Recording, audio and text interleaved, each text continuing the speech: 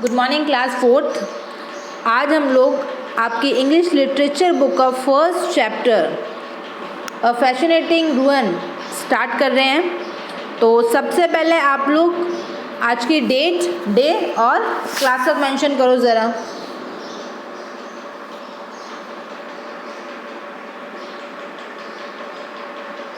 आज की date, day और क्लास तक मेंशन कर लो यहाँ पे। अ फैसिनेटिंग रूइन, फैसिनेटिंग का मतलब होता है अद्भुत, मन को छूने वाला, और रूइन का मतलब होता है डिस्ट्रॉय यानी बर्बाद हुआ हुआ। ऐसा जो किसी टाइम में डिफरेंट था लेकिन अब जो है वो बर्बाद हो चुका है।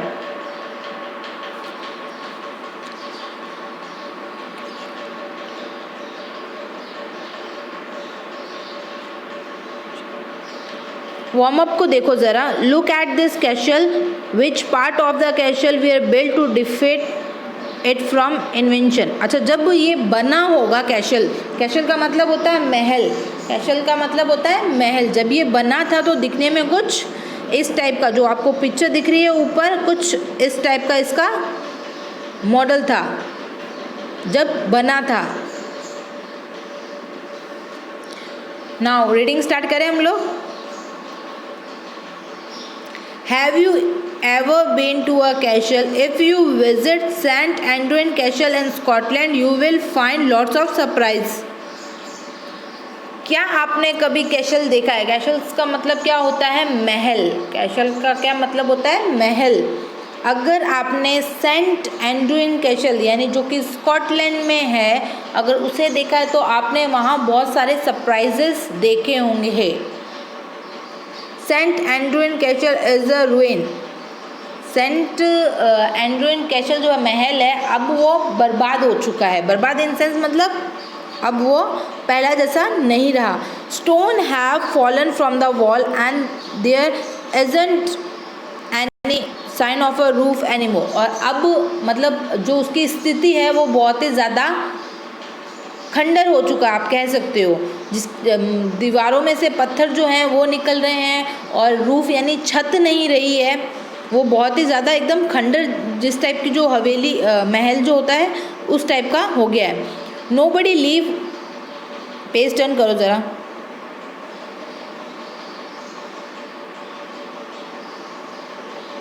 Nobody leave in it now but a long time एगो। अभी वहाँ कोई नहीं रहता लेकिन पहले की समय की बात है। Scottish king live here. Scotland का जो राजा था, जो किंग था, वो वहाँ रहा करते थे। And the castle used to be full of people. और वो जो कैसल था, जो महल था, वो बहुत सारे लोगों से भरा हुआ रहता था। मतलब पहले वहाँ पे लोग रहा करते थे। There were soldier and horses, maid and servant. वहाँ पे बहुत सारे सोल्जर्स थे, उनके हॉर्सेस थे, मेड्स थे, सर्वेंट थे। मतलब कुल मिला के एक नगर बसा हुआ था। Many powerful men live and work in the castle. बहुत ही पावरफुल और वर्क काम करने वाले जो लोग थे वो उस महल में रहा करते थे। Many important people visit it. और बहुत ही इम्पॉर्टेंट लोग वहाँ विजिट करने भी आया करते थे।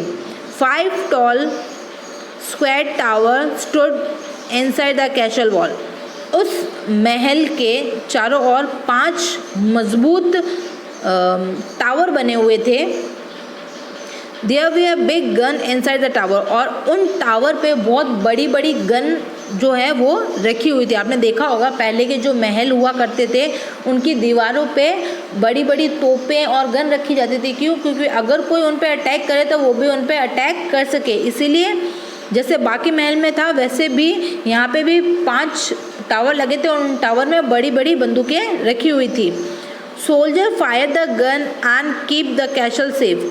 सोल्जर्स तो थे उन टावर पे से, उन गन के थ्रू फायर किया करते थे और कैसल की सुरक्षा किया करते थे अगर कोई उन पे हमला करता है तो। Tunnel under the wall. Tunnel आपने देखा होगा, अगर आप बेंगलोर साइड में गए हो तो ट्रेन टनल के अंदर से निकलती है। टनल क्या होता है? किसी गुफा के अंदर से गुजरा हुआ रास्ता, जो उस गुफा को खोद के एक रास्ता बनाया है, उसको हम लोग टनल कहते हैं। क्या कहते हैं? टनल कहते हैं। 450 ईयर एगो, यानी 400 साल, 450 ईयर एगो मतलब बहुत 400 यानी 450 ईयर एगो की बात है, मतलब बहुत सालों पहले की बात है ये। The wall were high and strong, वो जो वॉल थी उस महल की वो बहुत ही ज़्यादा हाई यानी बहुत ही ज़्यादा ऊंची थी और बहुत ही ज़्यादा स्ट्रॉन्ग हुआ करती थी। The wall were high and strong and though soldier could not get inside, वो जो वॉल लंबी थी और स्ट्रॉन्ग थी उसकी वजह से जो दूसरे राज्य के या दूसरे जो मतलब उस अटैक करने जो अटैकर्स आया करते थे वो उसको पार नहीं कर सकते थे।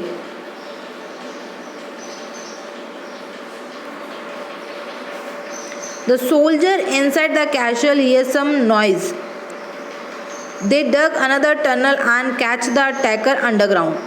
अच्छा, जो सोल्जर हुआ करते थे वो क्या करते थे, एक वो जो कैसल था, वो जो महल था, उसके नीचे एक अंडरग्राउंड वे था जहाँ से भी वो अटैक किया करते थे। अगर उन्हें ऐसा कुछ लगता था कि बाहर से अटैक हो रहा है तो वो उस गुफा के अंदर, जो ज़मीन के अंदर जो टनल बना रखा था, उन्होंने गुफा बना रखी थी, उसके थ्रू वहाँ पे अटैक किया करते थे। जो अटैकर्स उन पे अटैक करते थे दे attacks face a crust defect. If you visit the castle, you will see the tunnel.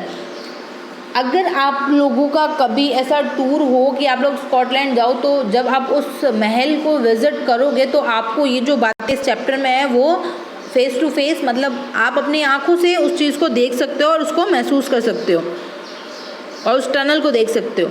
You can climb down the tunnel but you have to go carefully, आप उस टनल के अंदर जा सकते हो लेकिन केयरफुल्ली यानी देख रेख के साथ। There is little but the floor are rough and rocky, अब टनल है वो ज़मीन के अंदर खुदा हुआ है तो ऑफशोर है कि वो जिस तरीके से आप ऊपर ज़मीन के ऊपर फ्लो में चलते हो वैसा टनल नहीं है। वो टनल ज़मीन के नीचे बना हुआ है तो बहुत ही ज़्यादा रफ, जहाँ पे मतलब कुछ पत्थर निकले हुए होंगे,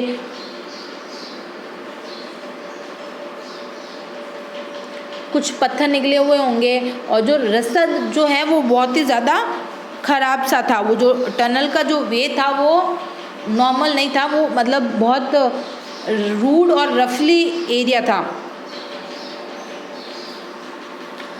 अ रूम अंडर द ग्राउंड, अच्छा अब वो जो टनल बना हुआ था उसके अंदर एक रूम भी था। When the soldier catch somebody, they put him in a room deep under the ground. जब सोल्जर वहाँ पे किसी सोल्जर को पकड़ा करते थे तो वो उस अंडरग्राउंड वाले रूम में उस सोल्जर को डाल दिया करते थे। If you visit the castle, अगर आप उस महल में जाओ, you will see this room, तो आप उस रूम को देख सकते हो। It is a shape like a bottle, वो दिखने में उसका जो शेप है वो एक बॉटल के टाइप का है। The wall are made of a rock, जो वॉल है वो रॉक से बनी हुई है। रॉक मतलब होते हैं जो पत्थर, पहाड़ के जो वो पत्थर होते हैं उन पत्थरों से वैसा। Nobody has even claim them, there is a small open in the roof like to top of a bottle, वो दिखने में एक बॉटल, जैसे आपने बॉटल देखा होगा, जो वाटर बॉटल जो होता है उस टाइप का उसका शेप है, तो वो दिखने में बहुत ही ज़्यादा ज़मीन के अंदर अजीब सा लगता होगा, जिसका एक छोटा सा मुंह है, उसके अंदर से उसमें जाते हैं। It is the only way in, there are no window, अब वो ज़मीन के अंदर है तो ऑफशोर है, उसके अंदर विंडो होना पॉसिबल नहीं। अब टनल आपने देखा होगा, अगर आप कभी ट्रेन में गए हो और किसी टनल को पार किया तो टनल के अंदर पूरा अंधेरा होता है, कुछ नहीं दिखता। आप जब ट्रेन के अंदर अगर किसी टनल को पार करोगे 2 मिनट के लिए एकदम से अंधेरा हो जाता है, आपके पास में कौन बैठा आपको ये भी नहीं पता होता, फुल्ली ब्लैक हो जाता है।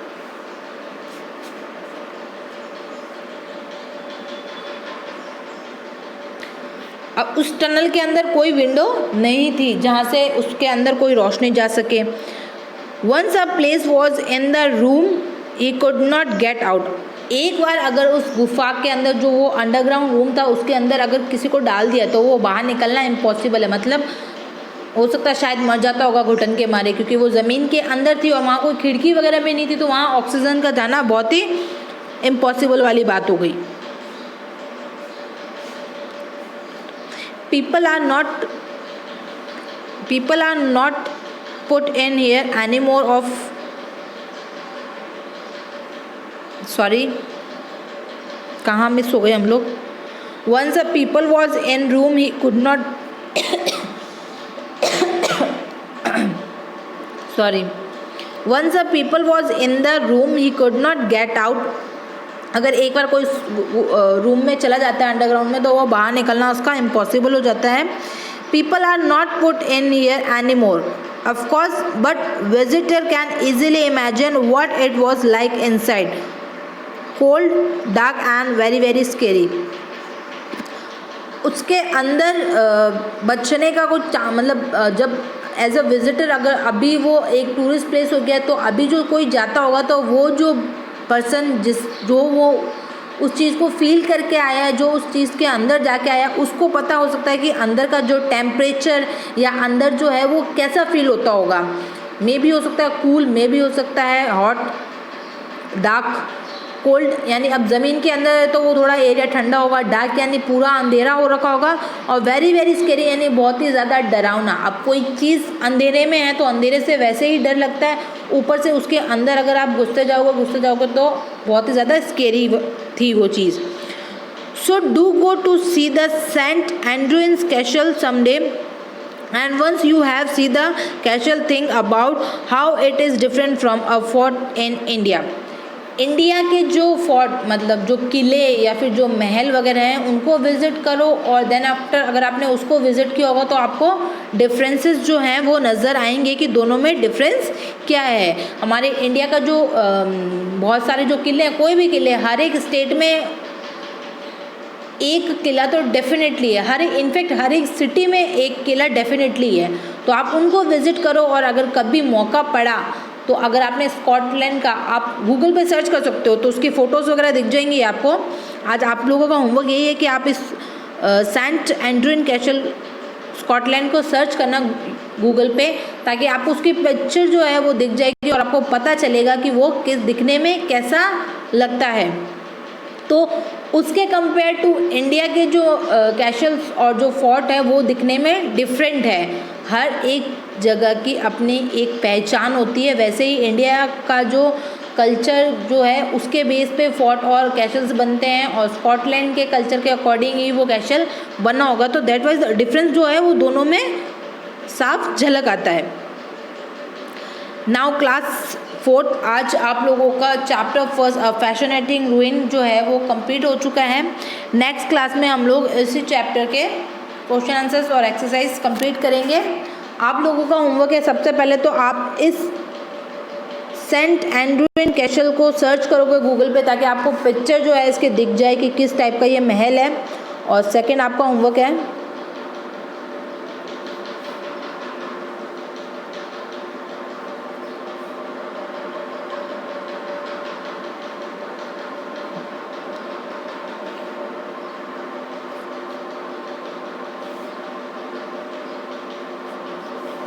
read 3 times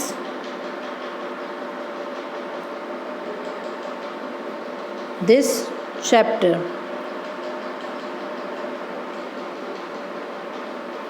okay, got it.